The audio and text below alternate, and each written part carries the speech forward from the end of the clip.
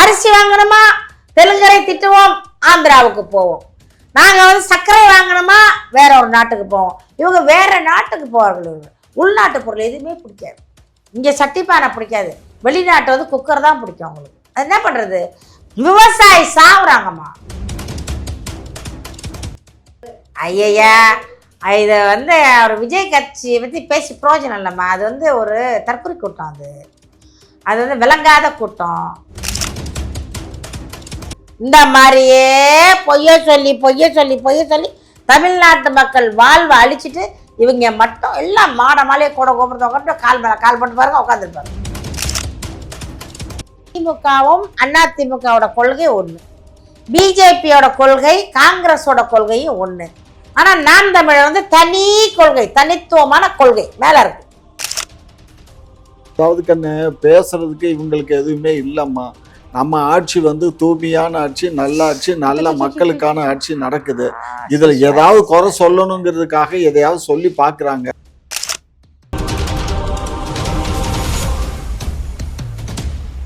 விவசாயிகளுக்கான அடிப்படை விஷயங்கள் கூட நீங்க செய்து தரலன்னு இதுலயே நல்லா தெரியுது. நெல் வந்து ஈரப்பதம் இருந்ததுன்னா குடோன்ல வச்சோம்னா மடிச்சு போயிடும். மிஷின்ஸ் எல்லாம் இருந்துச்சுன்னா அதெல்லாம் தமிழ்நாட்டுல இல்ல. தமிழ்நாட்டுல யாரை பத்தி அவங்க வீட்டுல இருக்க மிஷினு அது இருக்கும், 100 மிஷினு. மக்களுக்கான மிஷின் இல்லை. பணம் என்ற மிஷின் அவங்க வீட்டுல இருக்கு, மக்கள்கிட்ட இருக்கா? கொடுக்குற மிஷின் இருக்கா? இல்ல. 1000 யானைகள் கொண்டு போரடிச்ச தஞ்சை மண்ணுல இன்னைக்கு மக்கள் எல்லாம் தாலி கூட இல்லாம கதறி அழுவுற காட்சியை பாத்தீங்கன்னா சரி. அன்னைக்கு எந்த குடோன் இருந்துச்சு அக்கா? அன்னைக்கு எந்த குடோன் இருந்துச்சு? யானை வச்சு போராடிச்சிங்களே, வைக்கோல் எல்லாம் அப்ப வந்து ஒரு ஆண்மனை கட்டி வச்சிருந்தா ராஜராஜ சோழன். அங்கங்க வந்து சேமிக்கணும் வச்சிருந்தாரு. அதெல்லாம் அழிச்சு விட்டீங்களே நீங்க.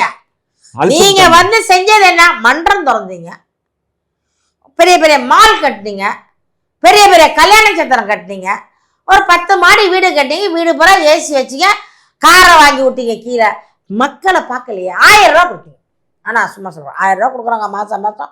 பெண்ணுக்கு 1000. ஏன்னா ஒரு முதல் முறை சொல்லணும், மறந்துடுவாங்க. திமுக மறந்துடுவாங்க கொடுத்தது. அதனால திமுக ஞாபகப்படுத்துறாங்க. 1000 ரூபா கொடுக்குறாங்க. அப்போ ஓசி பஸ்ஸு விட்றேன்னு சொல்கிறாரு ஒருத்தர், இலவச பஸ்ஸு தர்றாங்க. 10 கிலோ அரிசி. இந்த பொங்கல் வந்துருச்சு, பொங்கல் வந்துட்டு போயிச்சா, போய் வரப்போகுது இல்லை, இப்போ கொடுப்பாங்க பாருங்க. 1/2 கிலோ வெல்லம். அது எங்கேருந்து வாங்குவாங்க? எங்கன்னு வாங்குவீங்க வெல்லம்? குஜராத். அது என்ன குஜராத்தா பிடிக்காது, மோடியே பிடிக்காது, இந்திக்காரனை பிடிக்காது. ஆனா இந்திக்காரன் விளைவிக்கிறதெல்லாம் இனிக்கும். தமிழ்நாட்டுல எவ்வளவு பேர் வெல்லம் உற்பத்தி பண்ணவங்க பூரா இன்னைக்கு அந்த டின்ன சாத்தி வச்சுட்டு உட்காந்துருக்காங்கயா. இங்க இருக்க பூரா மைதா மாவை கலந்து இல்லமா வெல்லம் ஆமா. இவர் எப்படி என்ன புழுகுறாங்க? ஊரா பயிலும் மைதா மாவையும் பூராத்தையும் அதை கலந்து அதுல கலர் ஏத்தி தான் கண்டுபிடிக்கிறான். நீங்க வெல்லம் பூரா இங்க கலப்பட வெல்லம்.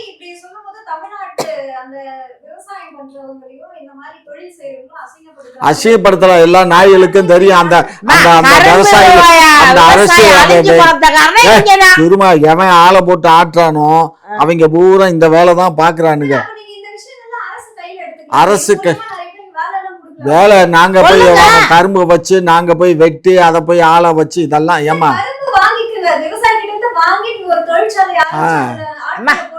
அதுதான் சுகர் ஃபேக்டரி இருக்குல்ல. சுகர் ஃபேக்டரி எங்க இருந்து வந்துச்சு? பூரா டெண்டர் விட்டாங்க. அதெல்லாம் சுகர் ஃபேக்டரிக்கு தான் கரும்பு விவசாயி விளைவிச்சு அந்த கரும்பு அறுவடை பண்ணி லாரி லாரியா டன் கணக்குல கொண்டு அந்த சுகர் ஃபேக்டரிக்கு தான் கொடுத்தாங்க. அவங்க வாங்க சர்க்கரை உற்பத்தி பண்ணுவாங்க, வெள்ளை பாகு எடுப்பாங்க விவசாயிகள் வீட்டுல இருந்து. ஆனா இவங்க என்ன பண்ணாங்க, அந்த சுகர் ஃபேக்டரியை ஃபுல்லா வந்து மூடிட்டாங்க. இருந்த 1-2 ஃபேக்டரியை வந்து டெண்டர் விட்டாங்க. யாருன்னா அவர்களுக்கு வேண்டியவர்கள்ட்ட, அவர்களுக்கு தேவையானவர்கள்ட்ட, அந்த ஏரியாவில் ஆளக்கூடியவர்.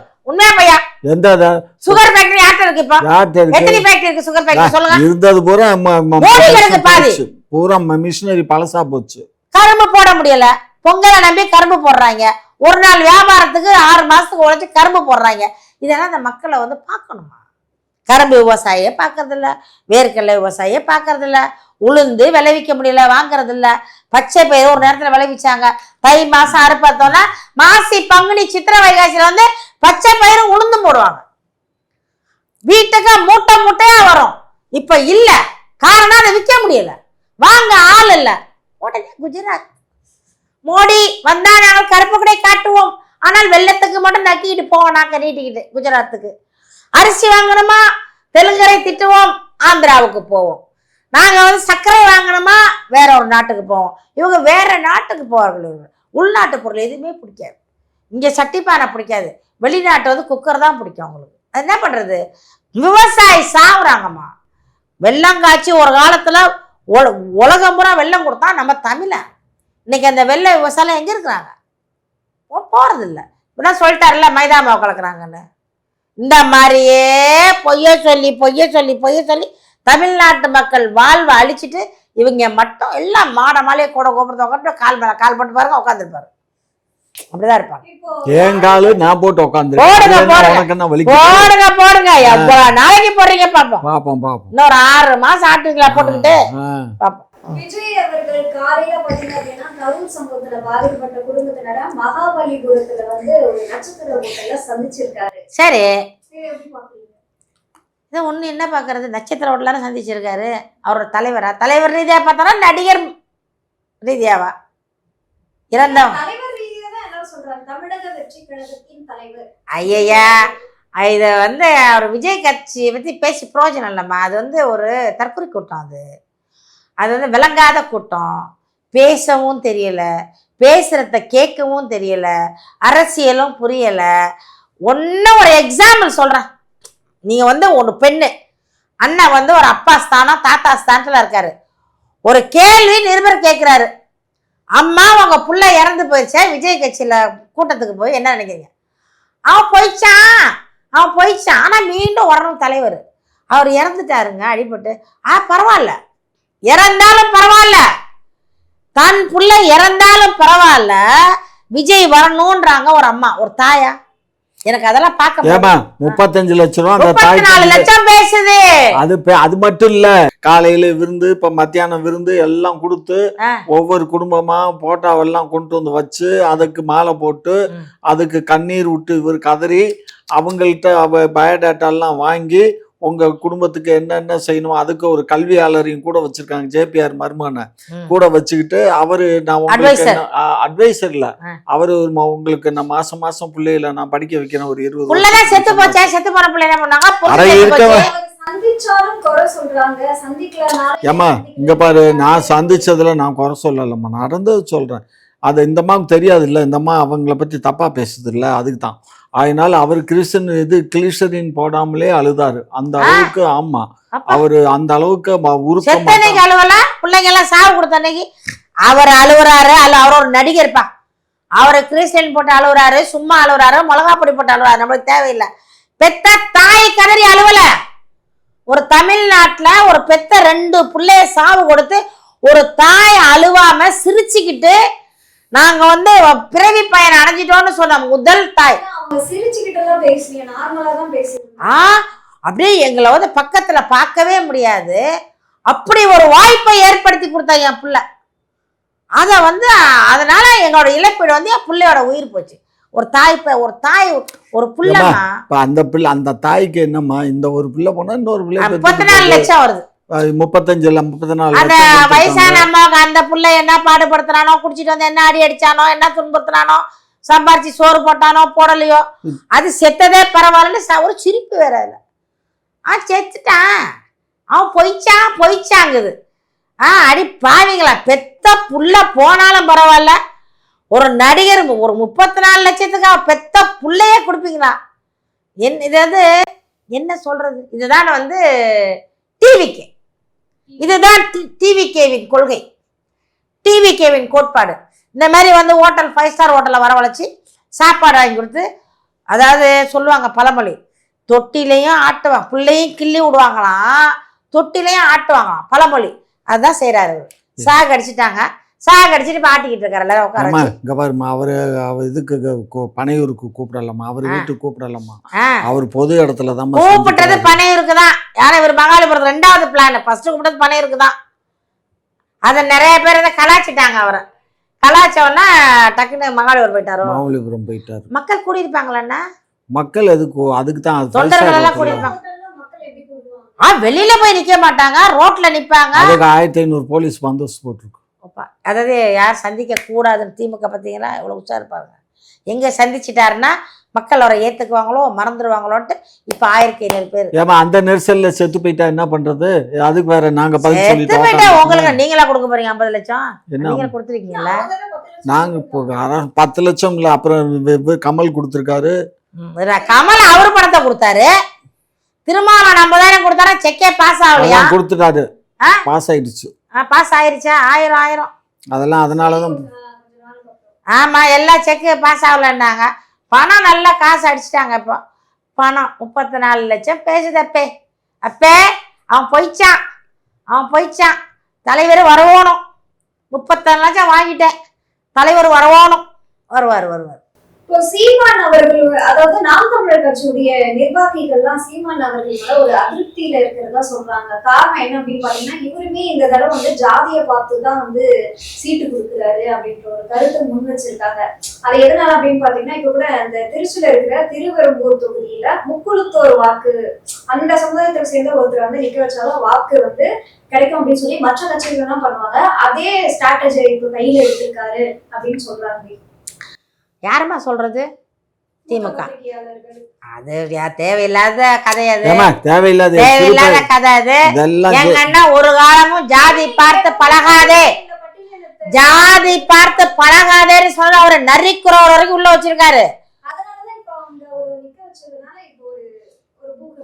அது அந்த இடத்துல அவரை முக்கியத்துவம் ஒருத்தர் இருக்கலாம், அவர் நல்லா உழைச்சிருக்கலாம், அவர் ஏற்கனவே பதவியில இருந்திருக்கலாம், அவரை தாண்டி வேற யாரும் இல்லாம இருந்திருக்கலாம், போட்டிருக்கலாம்.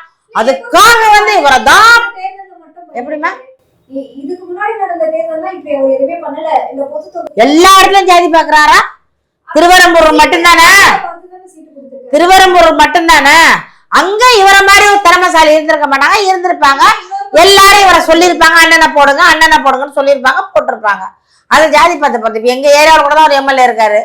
அவர் தான் 2 வட்டமா நின்னாரு. நிறைய வந்து அவர்கள் சமுதாயம் தான், அதனால வந்து நிக்கிறாருல்ல. அப்படி உள்ள ஜெயிச்சிட்டாரா என்ன? 2 தடவை நின்னாரு எம்எல்ஏக்கு, ஜெயிக்கல. எல்லாம் மக்கள் 75% அந்த மக்கள் தான். ஏன் வாக்கு செலுத்தல? வாக்கு வேறமா. அதாவது ஜாதியை பார்த்து ஓட்டு. நாங்க சொல்றோம் ஜாதியை பார்த்து வாக்கு வேண்டாம், எங்களுக்கு தீட்டுங்கிறார் அண்ணன். நீ வந்து காசை கொடுத்துட்டு ஓட்டு போடாத, காசு வாங்கிட்டு எனக்கு ஓட்டு போடாத. சுய நினைவோட சிந்திச்சு இவர் வேணும்னு வாங்கன்னு கூப்பிடுறோம்னா நல்ல மனுஷன். ஐயோ ஏன்டா வந்தான், தொலை 1000 ரூபா கொடுத்தான், அதுக்காக போட்டு தொலை. அது வந்து கிடையாது, அவங்க செய்ய மாட்டாங்க. மக்கள் திருந்தணும், மக்கள் தான் திருந்தணும். இதை வந்து ஒரு குறை. இப்ப ஏற்கனவே ஒரு இதெல்லாம் ஓடிக்கிட்டு இருக்கோம். இப்ப வேற சான்ஸ் கிடைக்கல சீமான பேசுறதுக்கு. எதையாச்சும் வச்சு பேசலாம். ஏம்மா யார் எதை பேசினாலும் அதை பற்றி அவருக்கு கவலை இல்லைம்மா. பொதுவாகவே வந்து எந்த பிரிவை சேர்ந்த மக்கள் எந்தெந்த பகுதியில் இருக்காங்களோ அந்தந்த பிரிவில் தான் எல்லா அரசியல் கட்சியுமே அப்படி தான் பண்ணோம். அதனால் அவர் வந்து விதிவிலக்கு இல்லை. இப்போ ஈரோட்டில் ஒரு முதலியார் பொண்ணு கொடுத்தாருன்னா அங்கே முதலியார்கள் அதிகமாக இருக்கிறதுனால முதலியாருக்கு கொடுத்தாரு. இங்கே இப்போ இதில் வந்து தேவர் இருக்காங்க, அவர் ஏற்கனவே இவரோட தொகுதி தான் அது. யார் நம்ம கல்வித்துறை அமைச்சர் இருக்கார்ல, கல்வி அமைச்சர் இருக்கார்லம்மா, அன்பில் மகேஷுடைய தொகுதி. அவர் முக்குளத்தோர், அதனால் ஒரு முக்குளத்தோர் கொடுத்துருக்காங்க. இப்போ மதுரையிலையும் அது மாதிரி தான் கொடுக்குறாங்க. சிலர் நாடார், இப்போ தூத்துக்குடினா ஒரு நாடார் கொடுப்பாரு, இல்லை ஒரு தேவர் கொடுப்பாரு. திருநெல்வேலினா ஒரு முஸ்லீமுக்கோ ஒரு தேவருக்கோ கொடுப்பாரு. இது வந்து அவங்க கட்சியில் வந்து அவங்க அதிகமாக ஓட்டு வாங்குறது ஜெயிக்கிறதுக்கு பாசிபிலிட்டிஸ் பார்த்து தான் கொடுக்க முடியும். இல்லம்மா யார் உழைப்பா? இங்க பாரு, ஜாதி ரீதியா பார்க்காம சீட்டு கொடுக்க இயலாது. அப்ப நான் என்ன கேட்கிறேன், 44 தொகுதி இருக்கிற பட்டியலின மக்கள், அதுல யாரை நிப்பாட்டுவாரு? பட்டியலின மக்களை தானே நிப்பாட்ட முடியும். அப்புறம் என்ன? எங்க கட்சியில இருந்து அவன் பெருவாரியான வேலைகள் செய்து மக்கள் அறியப்பட்டா அவன் கொடுப்பாரு. அப்படிதான் கொடுக்குறாங்க. எங்கள்கிட்ட அந்த பயணிக்கணும், அந்த ஏரியாவில் தெரியணும், மக்கள் வந்து விரும்பணும். இவங்களை போடுங்கண்ணா, நல்லவங்கண்ணா, கேட்டா நல்லா பேசுறாங்கண்ணா, கேட்ட கேள்விக்கு பதில் சொல்றாங்க, ஒரு உதவினா ஒடியாடுறாரு, ஒரு ஏதாச்சும் ஒரு பிரச்சனை ஒடியாடுறாருன்னு வரணும். அப்படி செய்யக்கூடியவர்களைத்தான் அண்ணன் போடுவார். சும்மா வந்து எல்லாரையும் போட மாட்டார். சும்மா வந்து வர்றவன் போறவன் பணம் கொடுத்தா காசு வாங்கிட்டு 1 கோடி 100 வாங்கிட்டு சீட்டு கொடுக்கறது, 50 லட்சத்தை உள்ள வாங்கிட்டு 5 கோடி சீட்டு வாங்குறதுக்கு ரூபா கொண்டு போய் ரொம்ப பேர் வருவேன். போமா போசகட்டு போய் எவ்வளவு இருக்கு? ஆமா 4 கோடி செலவு பண்ணுவேன். நீ எவ்வளவு பண்ணுவ? 5 கோடி செலவு பண்ற. நீ எவ்வளவு பண்ணுவ? 10 கோடி செலவு பண்ண. 10 கோடி இருக்கா? வீட்டை வித்துட்டு பண்ணுவேன்னா, வீட்டை வித்துட்டு என்ன பண்ணுவேன்? அப்புறமா சம்பாரிச்சு வாங்கிடுறேன். சரி விடு, 10 கோடி செலவு பண்ண, சீட்டை அவன்கிட்ட கொடு. நடக்குதா இல்லையா? நடக்குதா இல்லையா? இல்லைன்னு சத்தியம் பண்ணுங்க. சூடம் வச்சு கற்பூரம் வச்சு சத்தியம் பண்ண கிடையாதுன்னு சொல்லுங்க. நான் நின்றுருக்கேன் அந்த இடத்துல, நான் நின்றுருக்கேன். வீட்டை வித்துட்டு நின்று தோத்து எத்தனை பேர் ரோட்ல நிக்கிறான் அதையும் சொல்லு, லிஸ்ட் இருக்கு எங்கள்கிட்ட. தெரியாம நாங்களாம் பேசலாம், பொய்யா பேச மாட்டோம். இந்த பொய்யா பேசுவாங்களே அது வந்து நாங்க பேச மாட்டோம், உண்மையே பேசுறோம். எதுக்குன்னா எங்க அண்ணன் நிறுத்துறாரியா, யார நிறுத்தலாம்? ஒரு சுப்பனா குப்பனா யாரே நிறுத்தட்டும், நாங்க ஆதரிப்போம், நாங்க வேலை செய்வோம், நாங்க வாக்களிப்போம். மக்கள் வந்து தெரிஞ்சுக்கணும், இவர் நல்லவரா, இவர் இந்த ஊர்ல என்ன பண்ணுவார், வந்தா இவர் வந்து அயோக்கியனா கெட்டவரா பாருங்க. வந்தா இன்னைக்கு நீங்க உங்கள்கிட்ட வந்து கேட்குறேன், அம்மா ஒரு கிளாஸ் தண்ணி கொடுமா, நீ கொடுக்குற வீட்டுக்கு தான் தண்ணி கேட்பேன். போய் பக்கத்து வீட்டுல சொல்லுவோம், ஐயோ அந்த பொம்பளை கதவு திறக்கூட திறக்காதுப்பா, தண்ணி கொடுக்காதுப்பா, அந்த போமா இல்லையா? அதுதான் அரசியல். பார்க்க தான் போறேன். கருவாட்டுக்காரமா இறங்குது தேர்தல்ல. யாரு எதிரா? யாரு கருவாட்டுக்காரமா? யாரு கருவாட்டுக்காரமாவா? யாருன்னு தெரியாது உனக்கு? தெரியலண்ணா. ஆமா, பேர் சொல்லத. எவ்வளவு எங்க ஊர்ல எத்தனை கருவாட்டுக்காரமா இருக்கு தெரியுமா? உங்க கட்சியில இருந்த கருவாட்டுக்காரமா தெரியலையாண்ணா? தெரியலையா? யாருப்பா? யாரு நல்லா யோசி. அது பேர் காளியம்மா இல்ல, கருவாட்டுக்காரமா இல்லையா? காளியம்மா எந்த கட்சிக்கு என்ன போயிட்டாங்க? அக்கா நல்லவங்க. அது உங்களுக்கு எதிரா பிரச்சாரம் பண்ணோம் அவ்வளவு. சரி, அது எந்த கட்சிக்கு போச்சு? அப்பா டவுன் ஆயிருமா? நாங்க ஏற்கனவே அறுத்து போட்ட நெல்ல ரோட்ல முளைச்சிட்டு கிடக்கு. ஏன்னா நீங்க அந்த மாதிரி 2 வாட்டி நிப்பாட்டி தான் அது என்னத்த பேசி என்னத்த ஓட்டு வாங்கினுச்சு? அதிகமாவே ஓட்டு வாங்கினது அதுதான். சரி, சீமான் கட்சியில யார் ஓட்டு போட்டது? யாரு? திமுக காரங்களா அண்ணா திமுக காரங்களா? அந்த அம்மாவுடைய ஃபாலோயர்ஸ். ஐயோ அப்பா அப்பப்பப்பா. அதாவது இந்த உருட்டுறதுக்கு இந்த மாதிரி 4 பேர் இருக்கிற வரைக்கும் உருட்ட வேண்டியதுதான். பார்க்கத்தான் போறோம். காளியம்மா அவதாரம் எடுத்து வருது, சூலாயத்தை எடுத்துட்டு வருது, உங்களை எல்லாம் குத்தி அங்கனையே சரிக்க போகுது, பாத்துக்கோங்க. அமைதி பேசாது, ரொம்ப ரொம்ப அளவாதான் பேசும், அளவுக்கு பேசாது. பேச மாட்டாங்க. தேர்தல்ல எப்படிமா பேச முடியும்? திமுகவுடைய கொள்கை, நீ திமுகவும் அண்ணா திமுகவோட கொள்கை ஒண்ணு, பிஜேபியோட கொள்கை காங்கிரஸோட கொள்கையும் ஒண்ணு. ஆனா நாம் தமிழர் வந்து தனி கொள்கை, தனித்துவமான கொள்கை மேல இருக்கு. இவங்க வந்து இந்த பக்கத்தையும் அடிச்சவங்க, எங்க போறதுன்னு சொல்லிட்டு தெரியாம இருக்காங்க அக்கா. அது பாவம் தான். அது கொஞ்சம் உண்மையிலேயே நாம் தமிழ்ல பயணிச்சிட்டோம்னா எங்கேயும் கூட்டணி போனா கொஞ்ச நாள் ஒளிஞ்சுக்கிட்டு தான் நிக்கணும். ஆமா, போனாங்க வெக்கமா இருக்கும். நேற்று இப்போ நான் கூட இந்த வீரவசன கிளிக்கிறான், நாளைக்கு கேட்க மாட்டீங்கன்னா அன்னைக்கு உட்காந்து சொன்னீங்க, இன்னைக்கு என்ன போய் இப்படி பேசுறீங்க கேட்பீங்களா? கொஞ்ச நாளைக்கு அப்புறம் அப்படி பிளேட்டை மாற்ற வேண்டியதுதான்.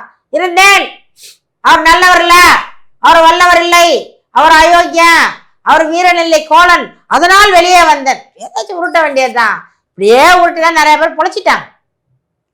என்ன ஒண்ணுன்னா, நாம் தமிழர் பேரை சொன்னா நிறைய கிடைக்கும், கோடியா கிடைக்கும்.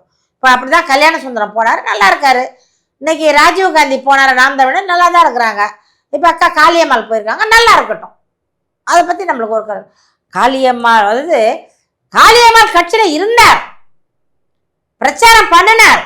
அவர் மட்டுமே பிரச்சாரம் பண்ணார்னு சொல்லாது, எல்லாரும் பண்ணுவாங்க. எல்லாரும் என்கிட்ட சின்ன புள்ள கூட பேசும். அதை வந்து அவர்களுக்குன்னு ஒரு ஒரு சிந்தனை இருக்கும். அவங்க வந்து படிச்ச கடல் சார்ந்து படிச்சவங்க, அதை கடல் சார்ந்தவங்க பேசுவாங்க. எத்தனை நாட்டுகள் போனா இந்த மீன் கிடைக்கும், அத்தனை நாட்டுகள் போனாலும் அந்த மீன் கிடைக்கும், பவளப்பாறை இங்க இருக்கும், இங்க போனாக்க இது கிடைக்கும், இதெல்லாம் பேசுவாங்க. காரணம் அந்த இதில் படிப்பு. விவசாயிகிட்ட பேசினா விவசாயத்தை பத்தி பேசுவாங்க, மருத்துவர்கிட்ட பேசினா மருத்துவரை பத்தி பேசுவாங்க.